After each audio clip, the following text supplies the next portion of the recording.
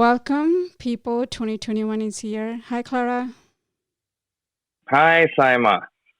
How was your holiday? I'd say it was pretty good. Oh, I cannot wait for 2021 to start rolling along at this point. True. So, you stayed in New York, right? Did you travel anywhere or? Oh yeah, I've been in New York this entire time. We're Mm, doing great. New York's great. We got that New York pride. You know what I'm saying? Yorkers have a certain attitude about them. Nobody can mess with New Yorkers.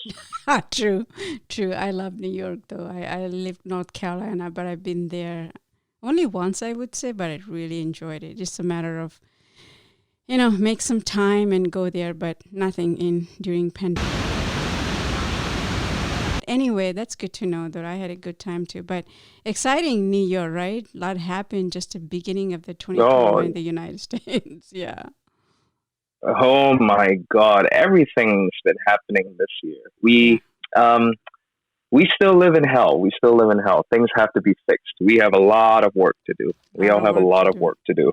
We have a lot of work to do. I mean, this is not a political podcast. I won't get into it, but I do want to mention this that, President Joe Biden, welcome, and Madam Vice President Kamala Harris. But I do love the sound of the madam. Like this is Madam Vice President Kamala Harris, of the United States first female vice president. Everybody knows that by now, but it's worth mentioning again that she's the highest ranking female elected official in the United States, African American, and first Asian American vice president. Progress. Oh yeah, no, it's good to have representation at the highest levels of government. Hmm. And Joe Biden he also appointed the first transgender official to be working in the White House. So Correct. Correct. I'm very happy about that. Me Very too. exciting. Hmm. One of the I mean, probably one of the diverse cabinet that he has, which is beyond. He did promise during campaigning when he campaigned it. He did promise this will have a diverse cabinet. So far he keeping the promise. But anyway, Yeah. Well, the mhm, important thing is that he delivers on the progressive changes, right? Because correct. like they can be as diverse as they want, but there are female Republicans too. So True. True. True. Yeah. Delivery. Anyway, as far as the climate change go, I will give you a glimpse of hope on the horizon. So, Greta Thunberg tweeted about the news that Amsterdam is the first city in the world to entirely ban advertising from the fossil fuel industry, which is gas, oil, and coal. This is a significant development and worth mentioning here that Femke Sligers is the coordinator of advertising fossil free, is a person who can be credited with making this happen. Thank you, Femke, for making this extraordinary event possible. I mean, I'll give you an overview of what I read. yeah. Yeah, from the website of Ban Fossil Advertising, which is affiliated with the Femke's movement. Normally, like as we always do, the link will be included in the notes of this podcast, but this is pretty much what Femke Ban Fossil Advertising and Advertising Fossil Free have accomplished. So Amsterdam wants to prohibit advertising not only by the fossil industry but also those who are heavy consumers of fossil fuels out of the city. This prohibition was pushed by the political party called Grow and Links, and it was passed on the 18th of December. I mean, it is the first political steps towards a ban on fossil fuel advertising in the Netherlands. The municipality took this huge step after a letter from 51 local organizations and the citizens initiative. I mean, the Dutch capital is the first city in the world to take this measure.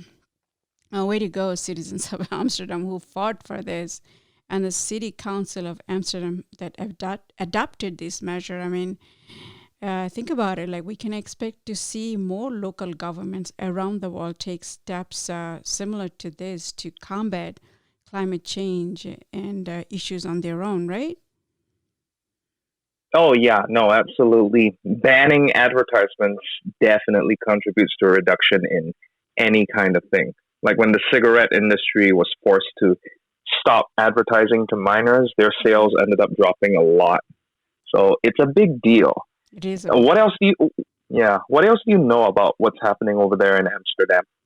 Well, I mean, the citizens of Amsterdam have taken this initiative and want to ban not only fossil fuel advertisement, but also any industry that is a large consumer of fossil fuels as well. I mean, targeting other industries that are large consumer of fossil fuels will have a large impact on companies like budget airlines as well. But while it may seem harsh to target consumer as well as the producer, but it is the only way to really make meaningful change in fuel consumption. As I stated earlier, we see the results already. The measure was adopted by the city council, and then Amsterdam hopes to see this extended to the entire country.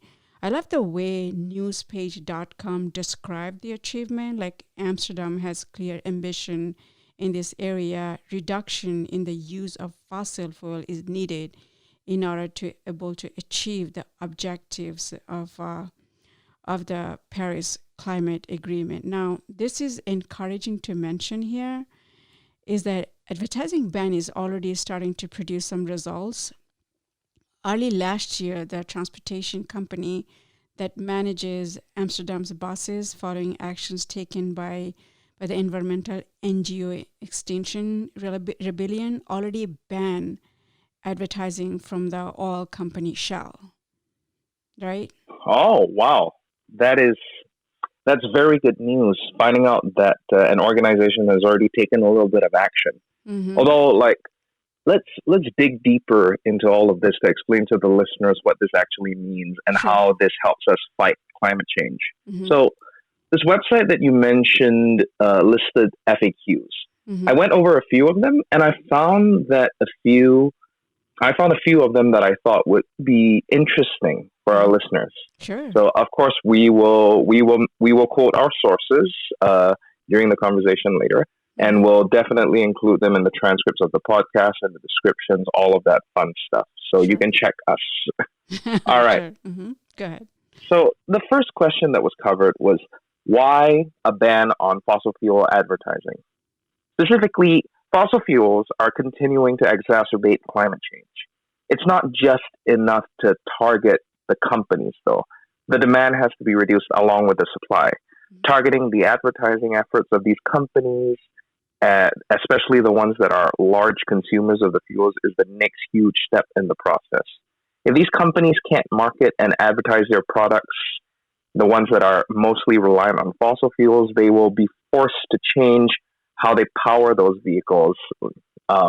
Things like cruise ships, airlines, etc. And that Mm-hmm. change in the fuel source is the change that we need to reverse climate change. Although the advertising ban itself is an easy measure, it doesn't cost any money to the taxpayer, and it can be quickly implemented. Mm-hmm. Plus, an advertising ban also sends a strong message to citizens that these companies are harmful to our society and our health.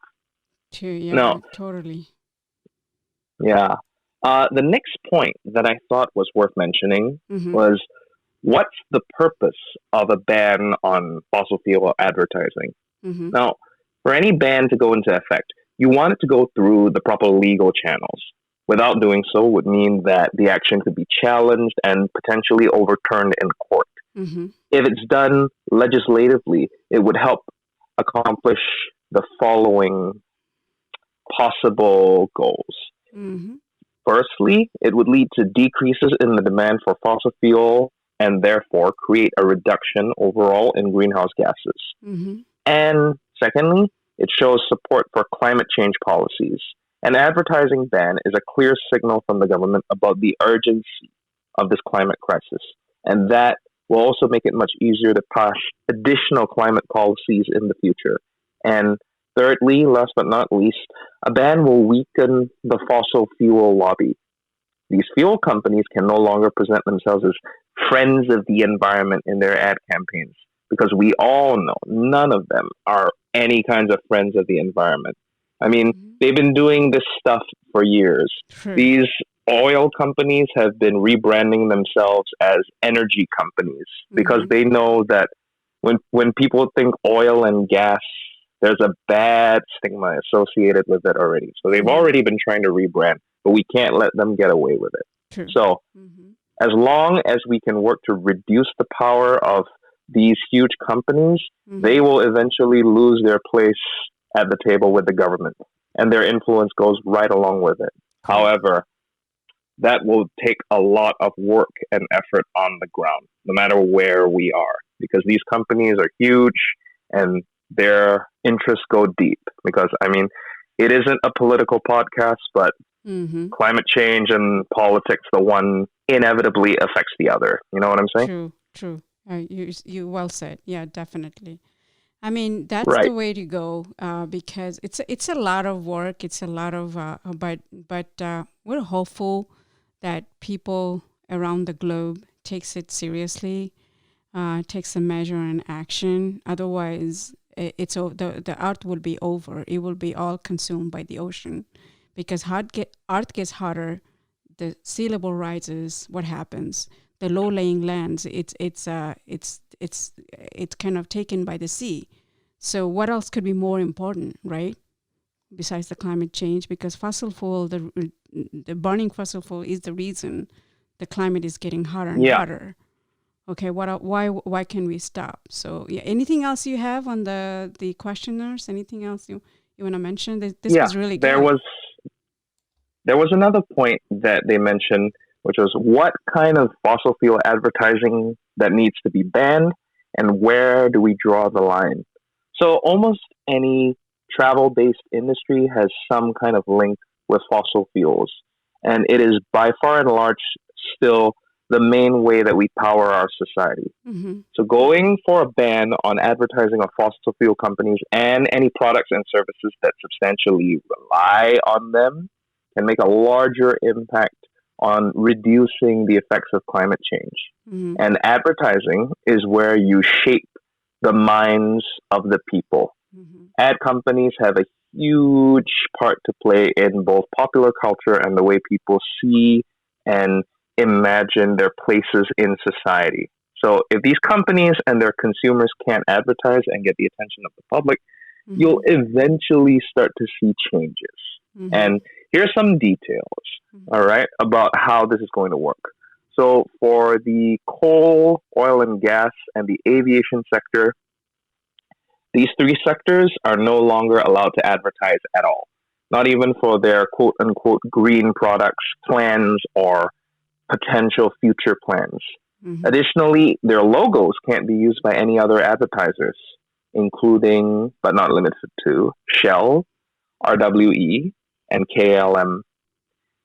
There you And go. that also brings me, that brings me to the second point, because KLM is also an international airliner. Yeah. For airlines, cruise ships, new cars with either fossil fuel based or hybrid engines, the providers of these three kinds of products and services are allowed to advertise the products that do not use fossil fuels at all. So, like an electric car, it There has you to go. be completely clean.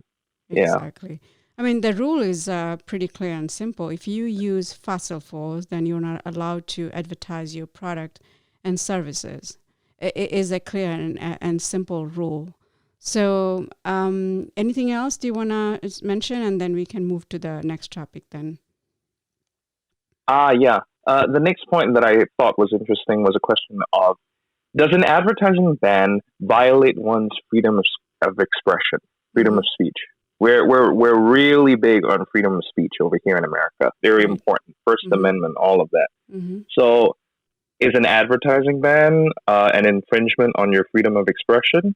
No, because an advertising ban is pretty much a very normal step that the government can take when they determine that any kind of product can cause serious social damage.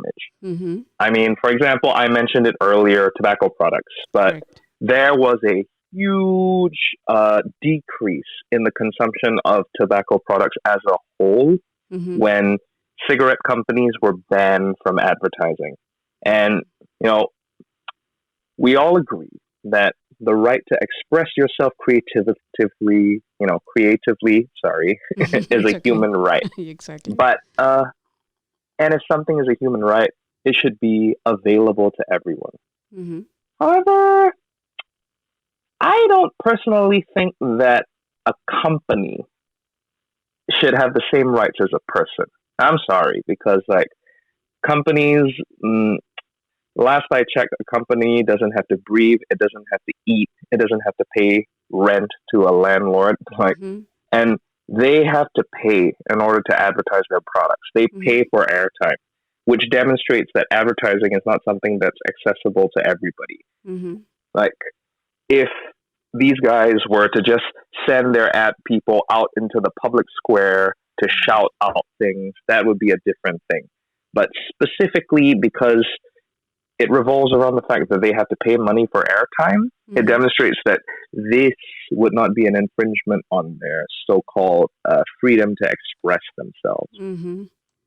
And the most important thing to keep in mind over here is that your freedom of speech uh, ends where it harms somebody else. Freedom always comes with limitations. Mm-hmm. So when one's freedom of expression harms somebody else, that freedom ends up being restricted. Mm-hmm. Like, I have a friend who's a lawyer, and I'm sure some of you have heard this adage before, Mm-hmm. but it goes, "My right to extend my fist stops where your nose begins." So you can do whatever you want as long as you are not injuring other people. And the science shows that fossil fuels harm the planet quite severely. So Mm-hmm. none of that would be any kind of infringement on the freedom of speech, quote unquote, freedom of expression of these companies. And plus, there's a more important issue anyway, because if we don't do anything Mm-hmm. in a few decades, we're all going to be living underwater.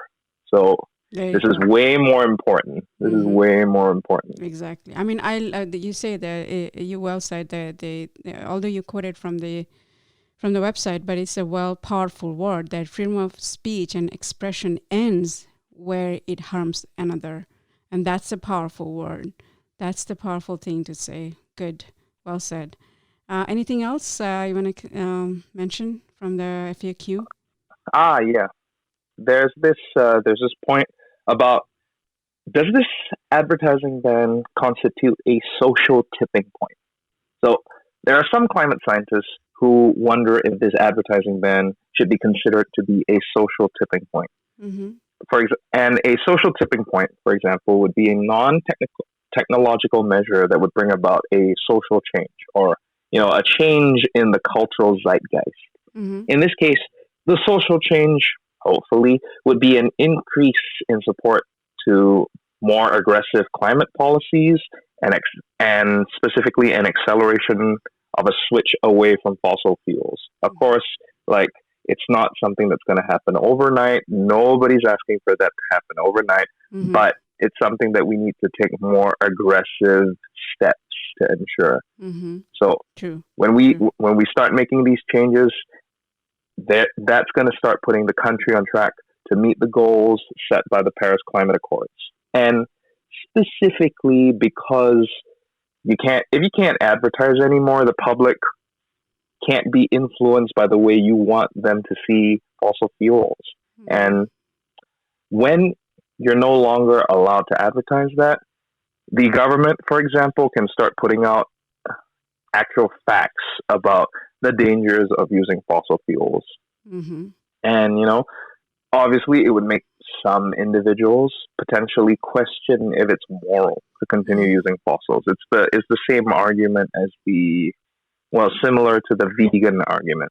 So one can see the way that it injures the lives of someone else. Like, Mm-hmm. I remember reading this study where climate scientists were predicting that the so-called global West would start seeing more climate refugees in the coming decades if we don't do something to change the direction that the world is moving in. Mm-hmm. True. And one thing to mention here is that I think we talked about it in our first episode of this season that China and the United States, and I believe Russia is the most carbon emitter, in the world. So China and Correct. United Yeah. States takes some significant steps, and that will be a significant reduction of the carbon emission in the world. Because if they don't do that, the other innocent countries who hasn't done nothing, like Bangladesh, India, and Pakistan, and all other countries, that they will suffer because of what we're doing. So that's Hmm. something to look into it as well. I want to mention one thing. I had a chance to quickly glance their question, but there's a one thing we can mention this here, and then we can move to the next one. Where is there already an Yeah. advertising ban for the climate anywhere in the world? As of now, no. Netherlands will be the first country in the world to introduce a ban on advertising for fossil fuel products powered by those fuels and services. But residents in the France, Belgium, in the United Kingdom are now also calling for a similar ban. Now you see, France, Belgium, United Kingdom, China, and United States not there. So this is something they haven't even gone nowhere near. But maybe citizens of this country, somebody, maybe me or you or together, we can start something, right? I mean, the citizens of Netherlands Yeah. can do that. We can too. So who Yeah, knows? no, it's very important. Direct action. We need to work together. We need to mobilize. Everybody needs to call their senators, call their congressmen. I mean, like, depending on what state you're living in, call them and tell them what you care about. Exactly. Because, for example, I mean, like, if you're living in somewhere like, I don't know, like Wyoming, where it's extremely Republican, it might seem like a wasted effort, but do it anyway. Because Mm-hmm. it's important that they know that there is a sizable amount of people who really want them to take effort on this. True. Because if not, we're all going to die. And, I would like to not die in the next 30, 40 years. That would be great. Exactly. I don't, Yeah. I don't want to drown. Exactly. I mean, before drown, there's a lung infection could happen because of the so much carbon in the air. I mean, I don't know the people who deny even realize the amount of gases realized by our model of transportation. Like, for example, airlines releases a staggering amount of CO2 into the atmosphere. The EPA reports that airlines are responsible for 12% of the United States transportation emissions and account for 3% of the nation's total greenhouse gas production. I mean, globally, aviation produces 2.4% of total CO2 emissions in 2018, and the numbers are not going down and going up. Anyway, we'll do more research on green aviation in the future, and we'll bring that information to our listeners because this is something we haven't done that yet. So let's do that sometimes in the near future. Now let's move to the next topic, and this one made me really sad, but I'm going to mention it anyway. Former President Trump and his administration were pushing Oh, to expand logging and development in Alaska's Tongass National Forest before he left office. Oh my God. The national, because of course he did. yeah, Of exactly, course he did. He had to mess with this. He had to do a couple of last things before he left office. Just exactly, gotta push the knife in a little bit more. You know what I mean? exactly. Yeah, truly. I mean, and he did before the election day. I think it was September, October. During that time, he did that. I think you're going to mention that a little bit later, you said. But yeah, I mean, this is the largest national forest in the United States and home to rare species of animals and plants. And I read, and it's going to break or heard that this, according to USDA.gov, Tongass is the nation's largest national forest and covers most of southeast Alaska, surrounding the famous Inside Passage, and offers unique chances to view eagles, bears, spawning salmon, and the breathtaking vistas of wild Alaska. I mean, hike or take a dog ride on a glacier, stroll along broadwalk trails, fish in streams or the ocean, or relax at a remote cabin. Oh my gosh. Can you believe it? Oh yeah, that sounds amazing. I mean, like the closest I've ever seen to like a wild salmon might be the ones that swim around in the Chinese restaurants. So like it would be nice to see one Mm-hmm. actual out there in the wild, not just like kind of swimming around in a tank, looking kind of sad because he knows he's going to be eaten. You know, I mean, Exactly. it sounds beautiful, It sounds honestly. It, amazing, amazing place. Yeah. yeah, like the fact that it's been kept away from like itchy fingers, Mm-hmm. itchy fingers of companies that want to drill in there. Oh boy. I mean, the last thing that any forest really, but the last thing that this forest specifically needs is us coming in and cutting down trees and disrupting the ecosystem and putting another pipeline through it. Exactly. I mean, although the announcement came from, like, I wanted to make sure that I gave the credit to the credible news sources, NPR and USD and universities like Harvard and Yale. I'll just give the summary of what I read is that even though the announcements came from now former President Trump, the rule is still active unless Biden administration overturns it. It was kind of like I said earlier, it was mentioned kind of September, October, and President Trump instructed the federal government to exempt to Alaska 16.7 million acre of Tongass National Forest from logging restrictions that were imposed nearly 20 years ago. I mean, this was now this is available to land for logging and road construction in the country's largest forest. Come on. It is a pristine rainforest that provides a safe habitat for all wolves and bears and salmon, you know. Opening the forest would definitely distract these animals and plants, right? I mean, Oh that's yeah. I mean, that's what happens in any kind of situation where you allow companies to go in and mess with the order of nature.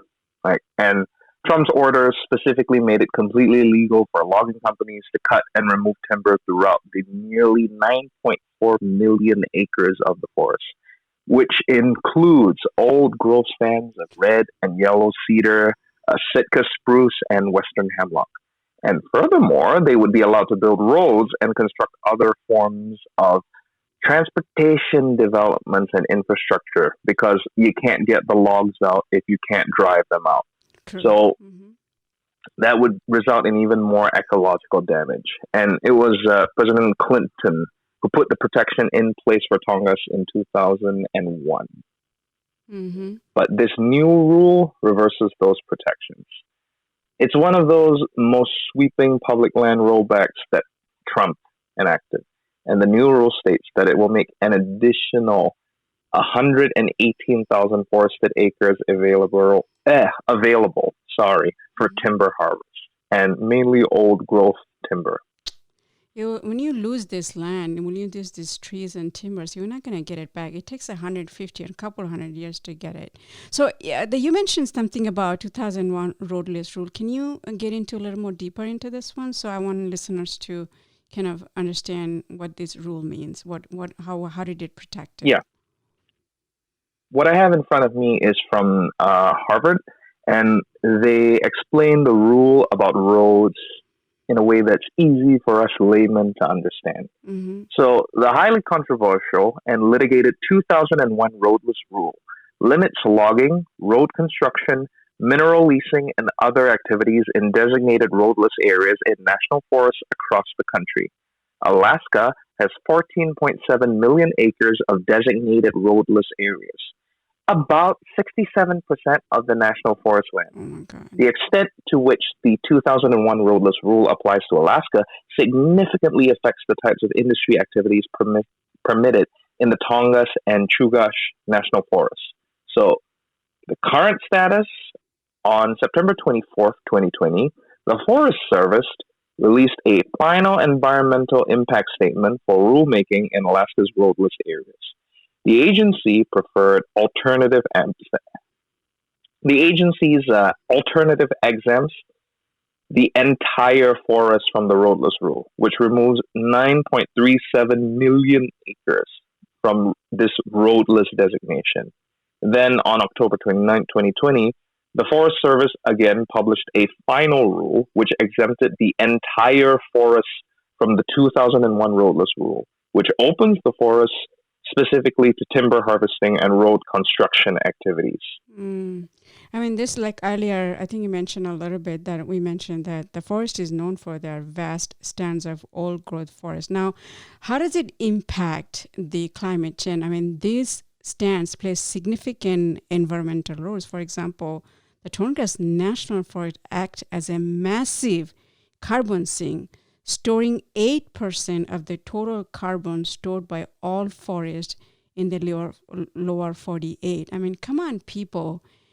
Haven't we done enough damage via deforestation to the planet already? Come on, look at what's happening in the Amazon rainforest. I covered a couple of episodes about rainforest. Heartbreaking. The deforestation is happening at a rapid pace, and there are illegal fires being deliberately set. What possibly be the reason? I mean, who benefits from any of this? I mean, that's Money. just true. And part of the reason is the cattle farmer, actually. So I did say it in the research, when I researched it, this is different reason we're doing it, but Amazon rainforest is that people around the world eat too much beef, and farmers wants to cut down those trees for the cattle, for the cows and other animals. So, I mean, think about it. 9 million acres of forest will be gone in the blink of an eye, right? Yeah, that's that amount is about half of the Tongass National Forest lost to logging and well everything else that they would do in there because there's a lot of natural resources to exploit. President Mm-hmm. Clinton specifically put this rule in place to protect the area, and Bush left it unchanged. And now this new rule from the Trump administration completely strips the protections that safeguarded one of the world's largest intact temperate rainforests for nearly 2 decades.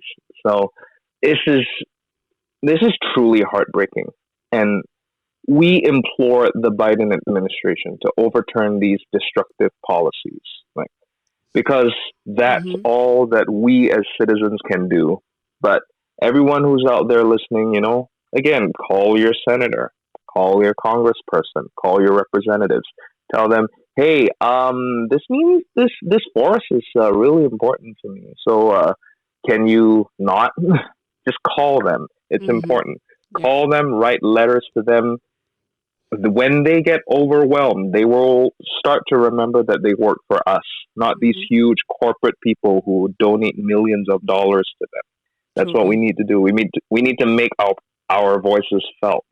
Truly. Like, totally. You're right. I mean, as of now, it's worth mentioning that President Biden signs executive orders to pause energy drilling and climate change. And the Senate Majority Leader Chuck Schumer told MSNBC Rachel Maddow that the newly inaugurated president, Joe Biden, should declare climate change a national emergency, unlocking over 100 additional presidential power to tackle the overheating planet. I mean, he continued on saying is that if there ever was an emergency, the climate crisis is one.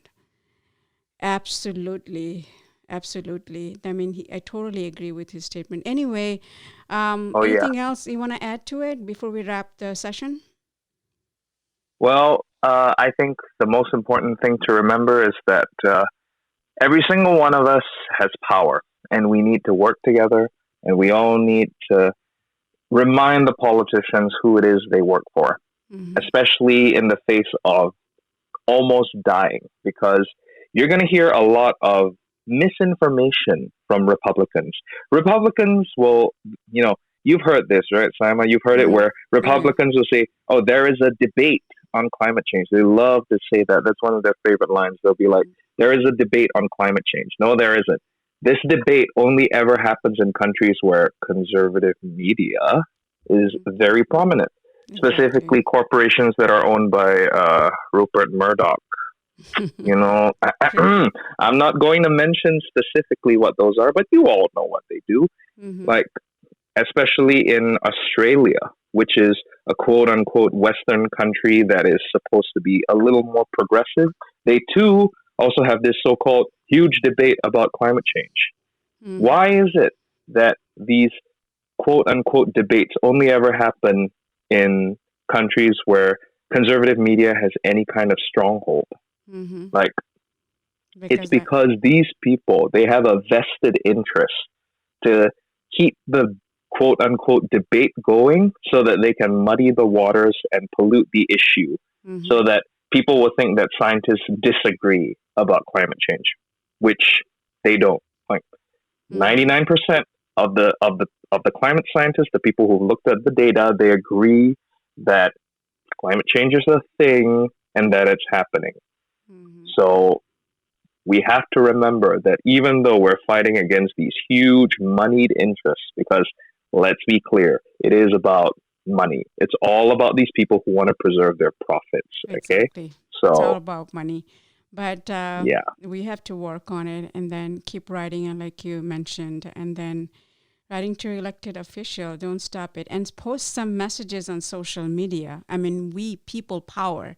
If you say ban on advertising and post just a message on social media, Instagram, Twitter, Facebook, and multiply by hundreds of people power we're talking about. Anyway, thank you for joining, though, Clara.